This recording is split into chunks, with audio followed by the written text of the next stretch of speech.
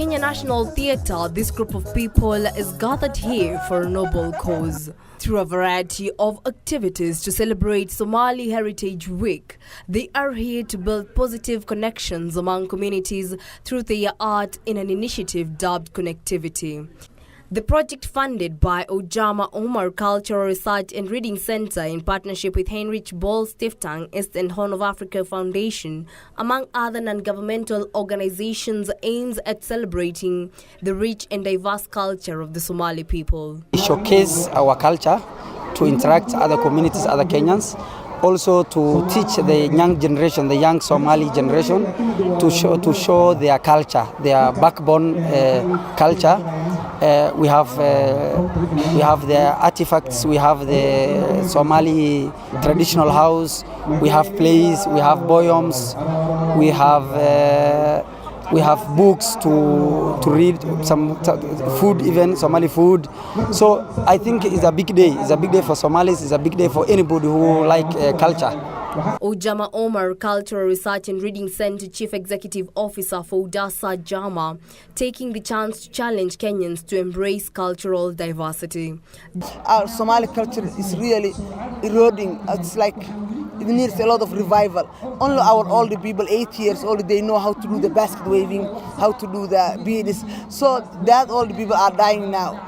So the young generation, I wanted to teach them how to do the crafts and arts and back, and also promote Somali. Jama says the main aim is to directly engage with other communities, help end the stereotype and perception of the Somalis, the enormity of the challenge being too evident. This is to showcase the Somali culture, promote the Somali culture, and also show to become a counter-narrative to the negative images that has been portrayed on Somalis. Because there is so much negativity about the Somalis, which I really don't like. When some person, in every people, there are bad and good people. When one person does, in every African media says, that person so did. But when Somali person does a bad thing, they will say Somalis. The community says there is need to create more platforms to celebrate Kenya's rich cultural heritage. Every culture and every people, I say, to revive the cultures in Africa. We have a very rich culture. In all Africa, we are really, it's lying.